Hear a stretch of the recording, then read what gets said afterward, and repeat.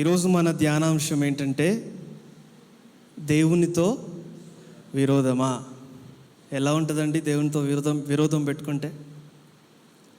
ఎవరైనా గెలవగలరా? ఎవరైనా తట్టుకోగలరా? ఎవరికైనా ఉందా ఇక్కడ దేవునితో విరోధం? ఏమైనా ప్లాన్ ఉందా ఫ్యూచర్లో ఏమైనా చేద్దామని? చదువుకుందాం ఒకసారి. సామెతల గ్రంథం 21వ అధ్యాయము 30వ వచనం. యెహోవాకు విరోధమైన జ్ఞానమైనను వివేచనైనను ఆలోచనైనను నిలవదు. చూడండి, యెహోవాకు దేవునికి విరోధమైన తలంపు అయినా, ఆలోచన అయినా, వివేచన అయినా, జ్ఞానమైనా, శక్తి అయినా మనం ఇంకా యాడ్ చేసుకోవచ్చు. ఆయనకు విరోధమైంది ఏదైనా కూడా ఆయన ముందు నిలవలేదు, గెలవలేదు. కొరింథీయులకు రాసిన మొదటి పత్రిక 1వ అధ్యాయంలో ఏమనుందంటే, దేవుని వెర్రితనం అంట మనిషి జ్ఞానము కంటే ఇంకా జ్ఞానమైంది. ఈ భూమి మీద అత్యంత జ్ఞానం కలిగిన వారు ఉన్నారు. అనేకమైన ఇన్వెన్షన్స్ భూమి మీద చేసిన వారు ఉన్నారు. ఒకరిని మించి ఒకరు తెలివి కలిగిన వారు, జ్ఞానం కలిగిన వారు ఈ భూమి మీద ఉన్నారు. నాగరికత ఎంతో పెరిగింది, టెక్నాలజీ ఇంకా డెవలప్ అవుతుంది, రోజు రోజుకి చాలా ఇంప్రూవ్మెంట్స్ వస్తున్నాయి. కానీ ఈ భూమి మీద అత్యంత జ్ఞానం కలిగిన వ్యక్తి కంటే దేవుని వెర్రితనము ఇంకా ఎక్కువ జ్ఞానం కలిగిందంట. అంటే మానవుని జ్ఞానము కంటే దేవుని వెర్రితనం ఎక్కువ. అంటే అసలు మానవుణ్ణి దేవుణ్ణి పోల్చి మనం చూడలేము, అసలు ఆ జ్ఞానాన్ని మనం కొలవలేము. మానవునికి ఉన్న వివేచన, మానవునికి ఉన్న జ్ఞానము చాలా స్వల్పమైంది.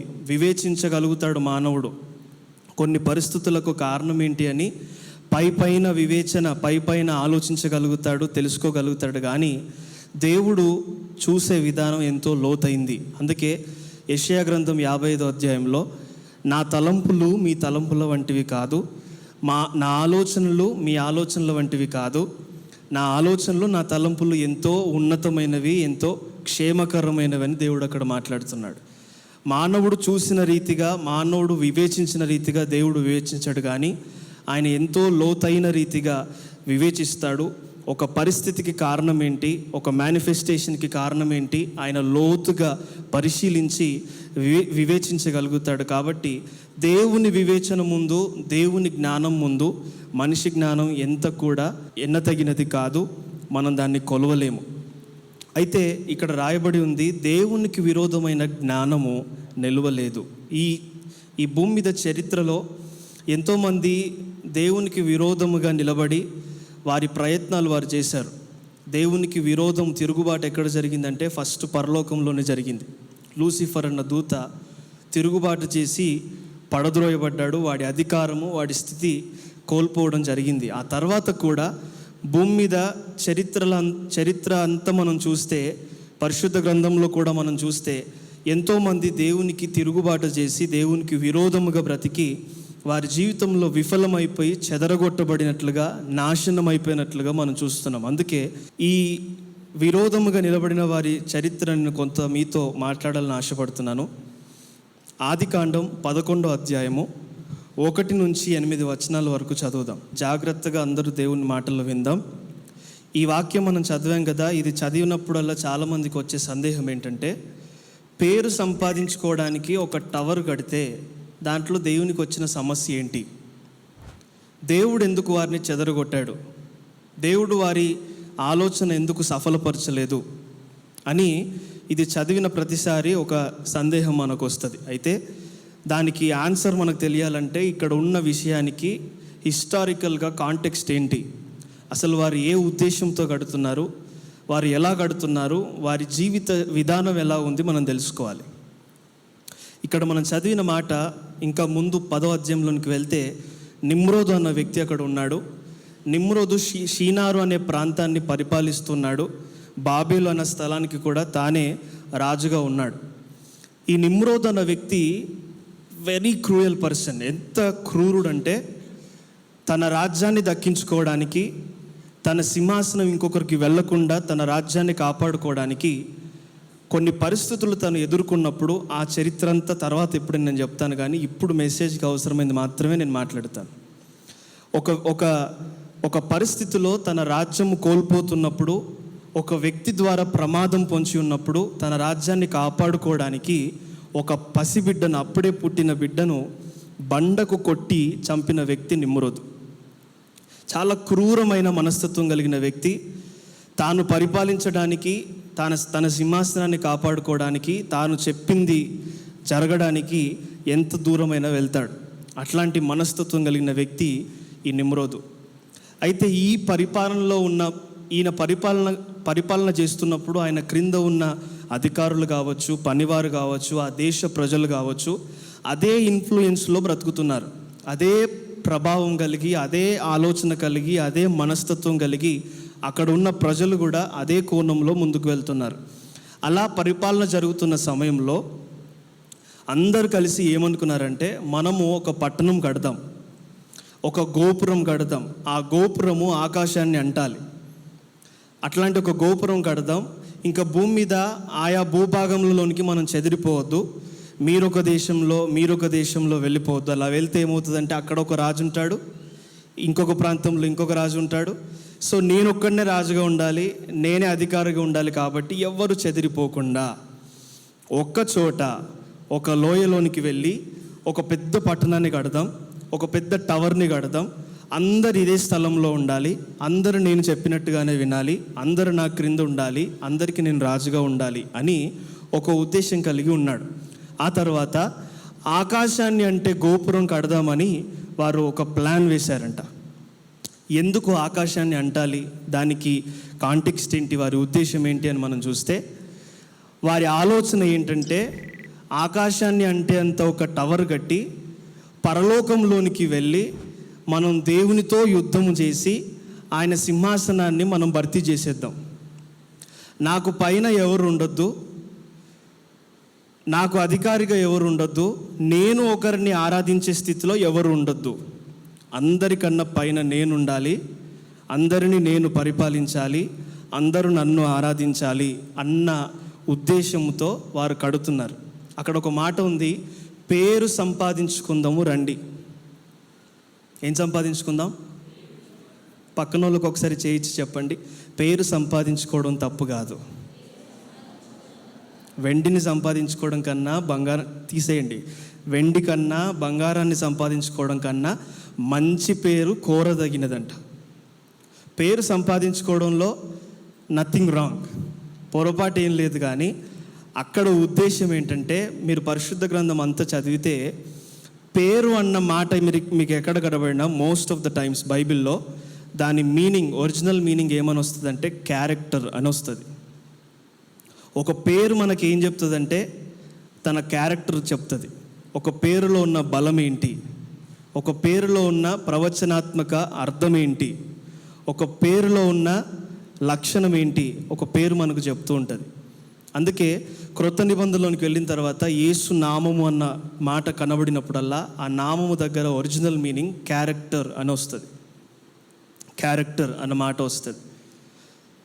సో ఇక్కడ పేరు సంపాదించుకుందాం అన్న మాటకి అర్థం ఏంటంటే, పరలోకంలో ఒక దేవుడు ఉన్నాడు, ఆకాశాన్ని భూమిని సర్వ సృష్టిని కలుగజేసింది ఆ దేవుడే. ఆయనకు ఒక పేరు ఉంది, ఆయనకు ఒక లక్షణం ఉంది, ఆయనకు ఒక అధికారం ఉంది, ఆయనకు ఒక శక్తి ఉంది. అయితే అక్కడ ఉన్న అర్థం ఏంటంటే, ఆ పేరును చెదరగొట్టి ఆ పరలోకంలో ఉన్న దేవుని పేరును, ఆయన అధికారాన్ని, ఆయన శక్తిని, ఆయన లక్షణాన్ని చెదరగొట్టి ఆ స్థానాన్ని నేను తీసుకుంటాను. నిమ్రోదు ఆలోచన ఇది. ఆ స్థానాన్ని నేను తీసుకొని నా క్యారెక్టర్ని అక్కడ పెడతాను, నా పేరుని అక్కడ పెడతాను, నా శక్తి చలామణిలో ఉండాలి, అందరూ నన్ను ఆరాధించాలి, ఆ కోణంలో పేరు సంపాదించుకుందామని నిమ్రోదు ఆయన క్రింద ఉన్న దేశ ప్రజలు బయలుదేరారు. ఎప్పుడైతే కన్స్ట్రక్షన్ ప్రారంభించారో అక్కడ ఒక మాట ఉంది చూడండి, 5వ వచనంలో ఏమనుందంటే, యెహోవా నరుల కుమారులు కట్టిన పట్టణమును గోపురమును చూడదిగి వచ్చాను. కడుతున్న కాదు, అక్కడ ఏమనుంది, కట్టిన పట్టణము, ఆల్రెడీ కన్స్ట్రక్షన్ చేశారు. మీరు ఆ మాటను మంచిగా గమనిస్తే, నరులు కట్టిన పట్టణమును గోపురమును దేవుడు చూడడానికి దిగి వచ్చాడంట. ఎలా కట్టారు వాళ్ళంటే, జాగ్రత్తగా వినండి. ప్రజలు ఎంత హైట్లో దాన్ని కట్టారంటే క్రింద ఉన్న ఇటుకలు పైకి తీసుకొని వెళ్ళడానికి ఒక రోజు సమయం పట్టేదంట. అందరు వింటున్నారా? అంత హైట్లో ఆల్రెడీ వారు కన్స్ట్రక్షన్ చేశారు. అలా మెటీరియల్ మోసుకొని పైకెక్కుతూ ఉంటే పొరపాటున ఏదైనా ఇటుక క్రింద ఉన్న ఇంకొక వ్యక్తి మీద పడినప్పుడు ఆ వ్యక్తి చనిపోయేవాడు. ఆ వ్యక్తి చనిపోయి అక్కడ పడి ఉంటే చనిపోయిన వ్యక్తి కోసం ఎవ్వరు ఏడ్చేవారు కాదు, ఆ వ్యక్తిని ఎవరు పట్టించుకునేవారు కాదు, కానీ క్రింద పడిపోయిన ఇటుక కోసం ఏడ్చేవారంట. ఆ పడినవాడు ఫాల్ట్ వాడిదే, వాడికి చేతగాక వాడు చూసుకోక చచ్చిపోయాడు. ఈ పనిలో ఇంకా వాడికి భాగం లేదు, వాడు ఇంకా దేనికి పనికిరాడు. ఇంకా వాడి చావును కూడా లెక్క చేయకుండా ఆ వ్యక్తిని అక్కడి నుంచి తీసివేయకుండా అలాగే వదిలేసి క్రింద పడిన ఇటుకల కోసం ఏడ్చేవారంట. ఎందుకంటే మరలా కిందికి వెళ్ళడానికి ఒక రోజు టైం, మరలా తీసుకొని ఎక్కడానికి మరలా ఇంకొక టైం, ఇంకొక రోజు సమయం. వారు పడుతున్న శ్రమను బట్టి చచ్చిన వాడిని కూడా లెక్క చేయకుండా వారి పనిలో వారు నిమగ్నం అయ్యేవారంట. అంత క్రూయల్గా ఆ రోజు ప్రజలు ఉన్నారు. చరిత్రలో మనం చూస్తే ఒక రాజ్యం మీదికి ఇంకొక రాజ్యం యుద్ధానికి వెళ్ళినప్పుడు ఒక స్థలానికి వస్తారు. 2 రాజ్యాల వారు కూడా వచ్చి ఇద్దరి మధ్య రాయబారులు ఉంటారు. మా డీల్ ఇది, మీరు ఒప్పుకుంటే యుద్ధం లేదు, మీరు ఒప్పుకోకపోతే యుద్ధం చేసేస్తాం, మీ రాజ్యాన్ని మేము మొత్తం స్వాధీనపరుచుకుంటాం. అలా 2 రాజ్యాల మధ్య చాలాసార్లు యుద్ధాలు జరిగాయి. ఇక్కడ మనం చూస్తున్నాం, దేవుని స్థానాన్ని భర్తీ చేయడానికి, దేవునితో యుద్ధం చేయడానికి బయలుదేరిన ప్రజలు వీళ్ళు. ఇదంతా చూస్తున్న దేవుడు ఎంత నవ్వుకొని ఉంటాడో. ఎందుకంటే మీరు ఎంత లోతు పునాది వేసినా కనీసం స్పేస్లోకి కూడా మీరు కట్టలేరు ఒక బిల్డింగ్ని. ఇట్ ఈస్ ఇంపాసిబుల్ కదా. కానీ వాళ్ళు అనుకున్నారంట, పరలోకము దాకా కట్టుకుందాం, అక్కడికి వెళ్ళిపోయి యుద్ధం చేద్దాం. అదంతా చూసిన దేవుడు, మీతో అయ్యే పని కాదు కానీ నేనే వస్తా అని చెప్పి దిగి వచ్చాడు. దిగి వచ్చి అక్కడ దేవుడు ఏం చేశాడంట అంటే వారి భాషలు చెదరగొట్టాడంట, తారుమారు చేశాడంట. ఒక్క భాష ఉంది, భాషలు తారుమారు చేశాడంట. ఎన్ని భాషలు అయినాయంటే 70 భాషలు వచ్చేసాయి అప్పుడు. ఆ టైంలో ఒక భాషగా ఉండేది, ఒక పలుకు ఉండేది. దేవుడు ఎప్పుడైతే తారుమారు చేశాడో 70 లాంగ్వేజెస్ భూమి మీదకి వచ్చేసాయి. ఇప్పుడు పైనున్న వ్యక్తి ఇటుక తీసుకొని రారా అంటే పార తీసుకొని వస్తున్నాడు, భాష అర్థం కావట్లేదు. నీళ్లు తీసుకొని రా అంటే ఇంకేదో పట్టుకొని వస్తున్నాడు. వారిలో వారికి వివాదం, నేను ఒకటి చెప్తే నువ్వు ఒకటి చేస్తున్నావు, నేను చెప్పేది నీకు అర్థం కావట్లేదు, నేనంటే నీకు భయం లేదని ఒకరొకరు కొట్టుకోవడం, ఒకరినొకరు చంపుకోవడం ప్రారంభమైంది. ఆ తర్వాత భాషలు తారుమారైన తర్వాత ఒకరినొకరు ఫైటింగ్ ప్రారంభమైన తర్వాత చాలామంది మరణించారు. ఆ తర్వాత అక్కడ రాయబడి ఉంది ఏమనంటే, దేవుడు అక్కడ ఉన్న వారిని అందరినీ చెదరగొట్టాడంట.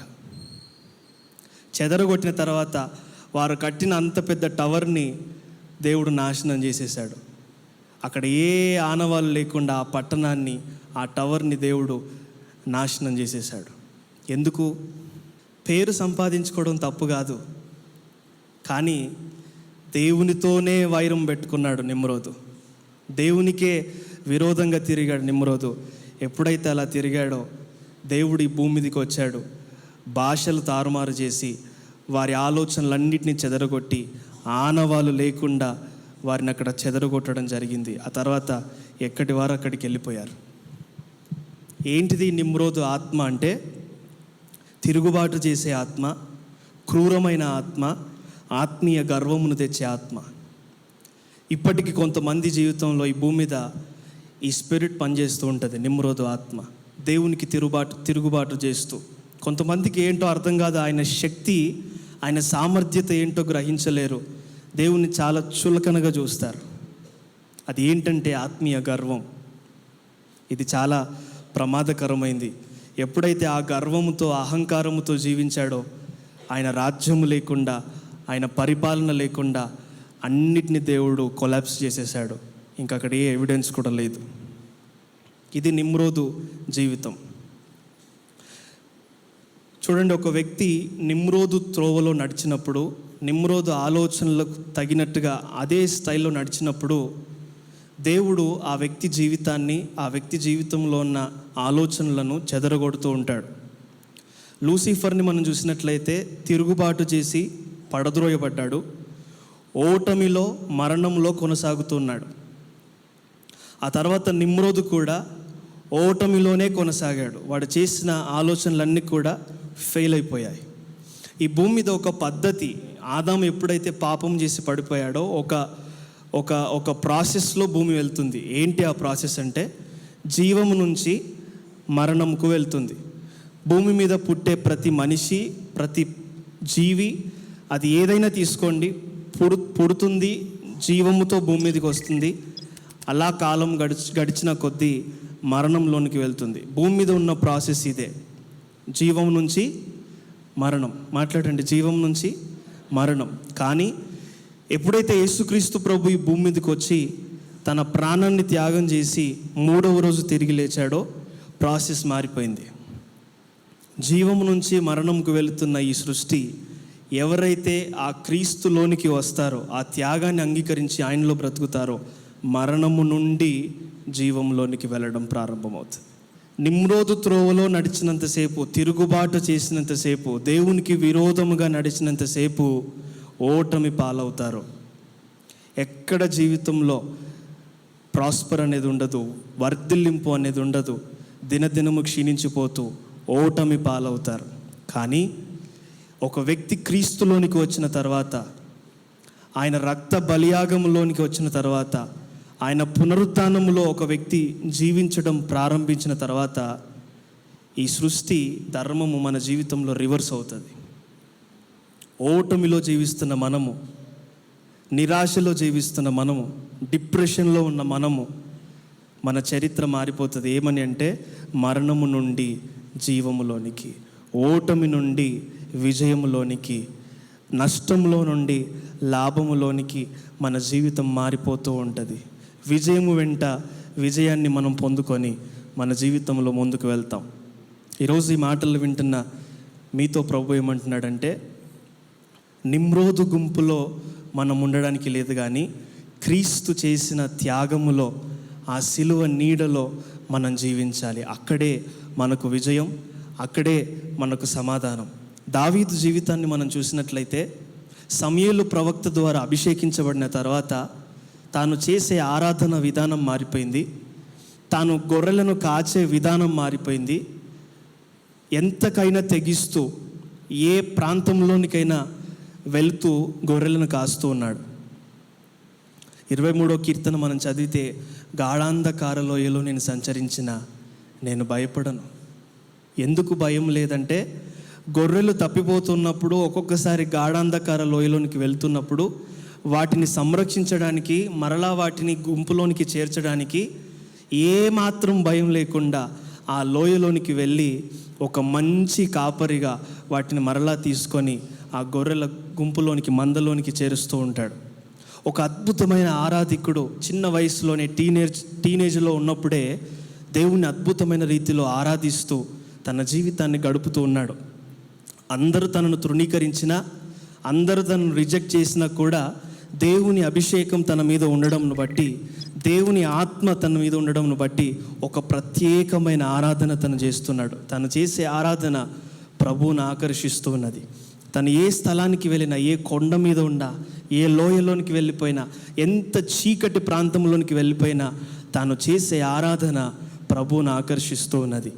అలా తన జీవితంలో ముందుకు వెళ్తున్నప్పుడు, మనందరికీ తెలుసు, ఇశ్రాయేలు ప్రజలు ఫిలిస్తీన్లతో యుద్ధానికి ఉన్నప్పుడు గోలియాతు విర్రవీగుతూ ఇశ్రాయేలు ప్రజల్ని తక్కువ చేస్తూ మాట్లాడుతూ ఉంటే, దావీదు అక్కడికి వెళ్ళి, ఈ సున్నతి లేనివాడు మనతో మాట్లాడడానికి అర్హుడు కాదు, అసలు మన ముందు నిలబడడానికి అర్హుడు కాదు, తనతో యుద్ధం చేయడానికి ఎందుకు భయపడుతున్నారు, నేను యుద్ధం చేస్తానని సౌలు దగ్గరికి ఆ వార్త పంపించినప్పుడు సౌలు అంటాడు, ఇక్కడ ఎంతోమంది యుద్ధం చేసే నైపుణ్యత కలిగిన వారు ఉన్నారు, అట్లాంటి వారే వెళ్ళి ఫైట్ చేయడానికి భయపడుతూ ఉంటే, నువ్వు చిన్నోడివి దావీదు, నీకు ఏమైనా అయితే బాగోదు అంటే, లేదు రాజా, నేను గొర్రెలను కాస్తున్నప్పుడు సింహం వచ్చినప్పుడు సింహంను చీల్చిపడేశా, ఎలుగుబంటి వచ్చినప్పుడు ఎలుగుబంటిని చీల్చిపడేశా. నేను చిన్నోడినే కానీ నాలో ఉన్న దేవుడు గొప్పవాడు. ఆమేన్. నాకు యుద్ధ నైపుణ్యత లేదు, నేను ఈ వెపన్స్ అన్నిటిని మోయలేను, కానీ నాలో ఉన్న దేవుడు బలశూరుడు అని ఆ రాజు ముందు మాట్లాడిన తర్వాత రాజు కొంచెం హోప్ వచ్చింది. అరే అందరూ భయపడుతున్నాడు, వీడేందో చేస్తా అంటున్నాడు అని అన్ని మీద వేసాడు. షీల్డ్, బ్రెస్ట్ ప్లేటు, స్పియరు అన్నీ ఇచ్చి నిలబెడితే అన్ని బరువైపోయాయి, నడవడానికి రావట్లేదు. ఇవన్నీ మనకు సూట్ కావు రాజా అని చెప్పి అన్నీ తీసేసి మంచి వడిసెల రాళ్ళు తీసుకొని వెళ్ళిపోయాడు యుద్ధ భూమిలోనికి. వెళ్ళి అక్కడ నిలబడితే గోలియాత్ అంటున్నాడు, రే నేనేమైనా కుక్కనా? నేను ఇలా కనబడుతున్నాను రా నీకు? నువ్వు ఇంతున్నావు, నేను ఇంతున్నాను. నేను ఈ శరీరాన్ని ఆకాశ పక్షులకు పడేస్తా, దానికి పడేస్తా, దీనికి పడేస్తా, మాట్లాడుతూనే ఉన్నాడు.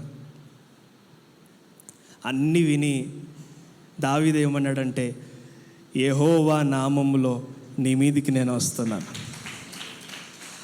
ఆ నామాన్ని ఉచ్చరించి ఎప్పుడైతే వడిసెల రాయిని విసిరేశాడో వెళ్ళి నొసటికి తాకింది. ఆ గోలియాతు ముందుకు పడిపోయి చనిపోయాడు. ఇలా ఫిలిస్తీన్లతో యుద్ధం చేసి విజయం సాధించిన తర్వాత మరలా పట్టణంలోనికి వస్తూ ఉంటే అక్కడ కొంతమంది స్త్రీలు చేరి సెలబ్రేట్ చేస్తున్నారు. మనం యుద్ధంలో గెలిచాము, మనకు విక్టరీ వచ్చేసింది అని. సౌలుకు 1000 కొలదియు, దావీదుకు 10,000 కొలది అని వారు ప్రైజ్ చేస్తూ ఉంటే ఇంకా సౌలుకు ప్రారంభమైంది జెలస్. వాస్తవమే కదా వాళ్ళు అన్నది. వాళ్ళు అనడంలో తప్పేమైనా ఉందా? అప్పటి వరకు యుద్ధ సన్నద్ధులందరూ భయపడి వణికిపోయి గుడారంలో దాక్కుని ఉంటే ఈ చిన్నోడు పోయి యుద్ధం గెలిచి వస్తే వాళ్ళు ప్రేజ్ చేసేది కరెక్టే, వారు పొగిడేది కరెక్టే, కానీ సౌలు అది యాక్సెప్ట్ చేయలేకపోయాడు. ఆ రోజు నుంచి సౌలు దావీదు మీద విషపు చూపు కలిగి ఉన్నాడంట. దావీదుని ఎప్పుడు చంపేద్దామా, ఎప్పుడు లేకుండా చేద్దామా. కానీ దేవుడి స్టైల్ చూడండి, సౌలు మీదకి దురాత్మ వచ్చినప్పుడల్లా దావీదు వెళ్ళి సితార పట్టుకొని ఆయన చేతితో వాయించుతూ ఉంటే ఆ దురాత్మ పారిపోయేది. ఎవరి మీద ఈర్ష్య ఉందో, ఎవరి మీద క్రోధముతో ద్వేషంతో ఉన్నాడో ఆ వ్యక్తి ద్వారానే తనకు మేలు. అయినా కానీ తన మనసు మారలేదు. ఎన్నోసార్లు దావీదును చంపుదామని దావీదును వేటాడుతూ ఉంటే అదుల్లాము గుహల్లో దాక్కున్నాడు, ఆయా ఎడారులలో దాక్కున్నాడు, ఎన్నో ప్రాంతాలలో ఆ సౌలుకు దొరకకుండా తప్పించుకొని తిరుగుతూ ఉన్నాడు. అలా తిరుగుతున్న సమయంలో కొన్ని సంవత్సరాలు గడిచిపోయాయి. ఆ రాజ్యంలో కొన్నిసార్లు దాక్కున్నాడు, ఇంకొక రాజ్యంలో దాక్కున్నాడు, ఇంకొక అవుట్స్కట్స్లో ఎవరికి తెలియకుండా దాక్కుని ఆయన ప్రాణాన్ని గుప్పిల్లో పెట్టుకొని తిరుగుతూ ఉన్నాడు. కొన్ని సంవత్సరాలు గడిచిపోయింది. మనం పరిశుద్ధ గ్రంథం చదివితే మీరు తర్వాత చదవండి. ఒక 2 సార్లు సౌలు దావీదు చేతికి దొరుకుతాడు. దావీదుతో ఉన్నవారు అంటారు, ఈరోజు యెహోవా మన చేతికి సౌలుని ఇచ్చేశాడు, ఇంకా మనం సౌలును సంహరించేద్దాం, దావీదా నువ్వే రాజు అంటే అతని మీద చెయ్యి వేయడానికి వీల్లేదంటాడు. ఎన్నోసార్లు సౌలు దావీదుకు దొరికినా కూడా అతన్ని చంపకుండా వదిలిపెట్టి తన ప్రాణాన్ని గుప్పిల్లో పెట్టుకొని తిరుగుతూ ఉంటాడు. అలాగే సౌలుతో కూడా అంటాడు, నేను నీకేం అన్యాయం చేశానయ్యా, నేనేం పాపం చేశాను నీ దృష్టిలో, నా ప్రాణాన్ని వెంటాడుతున్నావు, ఇన్నిసార్లు నిన్ను దేవుడు నా చేతికి అప్పగించాడు, అయినా కానీ నిన్ను వదిలేశాను, నేనేం పాపం చేశానయ్యా అని అన్నప్పుడు సౌలు దావీదును హత్తుకొని ఏడుస్తాడు, వెళ్ళిపోతాడు. మరలా తర్వాత సేమ్ స్టోరీ, మరలా దావీదును చంపుదామని మరలా వెంటాడుతూ ఉంటాడు. ఇలా అనేక మార్లు జరుగుతూ ఉంటే దావీదు ఒకసారి అంటాడు, యెహోవా అభిషేకించిన వానిని ముట్టడానికి నీకు ధైర్యం ఎలా వచ్చింది? సౌలు చనిపోయినప్పుడు అంటాడు, ఒక అమాలేకీయుడు తనని చంపినప్పుడు ఆ వార్త దావీదుకు చెప్పడానికి వచ్చినప్పుడు అంటాడు, ఒక అభిషక్తుని ముట్టడానికి నీకు ధైర్యం ఎలా వచ్చింది, నీకు ధైర్యం ఎలా వచ్చింది అని అంటాడు. ఇందాక మనం చూసిన నిమ్రోదేమో దేవుని మీదనే దాడి చేసేద్దామని బయలుదేరిన వ్యక్తి. ఇప్పుడు మనం చూస్తున్న దావీదేమో దేవుణ్ణి మాత్రమే కాదు కానీ దేవుడు అభిషేకించిన వ్యక్తిని కూడా ముట్టడానికి డేర్ చేయట్లే. దేవుణ్ణి అభిషేకించిన అభిషక్తుని ముట్టడానికి కూడా ఆ సౌలు సరైన మార్గంలో లేడు. దేవునికి అవిధేయత చూపించి తన ఇష్టం వచ్చిన త్రోవలు వెళ్తున్నాడు. అయినా కూడా తన మీద ఉన్న అభిషేకానికి గౌరవం ఇచ్చి ఆ వ్యక్తిని ఏం చేయకుండా తన పరిధిలో తను ఉంటున్నట్లు మనం చూస్తున్నాం. ఈరోజు ఈ మాటలు వింటున్న మీతో ప్రభు ఒక ప్రశ్న అడుగుతున్నాడు. మీరు ఏ గుంపులో ఉన్నారు? నిమ్రోదు గుంపులో ఉన్నారా? దావీదు గుంపులో ఉన్నారా? కొంతమందికి దేవుని భయం ఉండదు, అభిషక్తుల భయం ఉండదు, దేవుని పని గురించిన భయం ఉండదు, ఏమీ ఉండదు.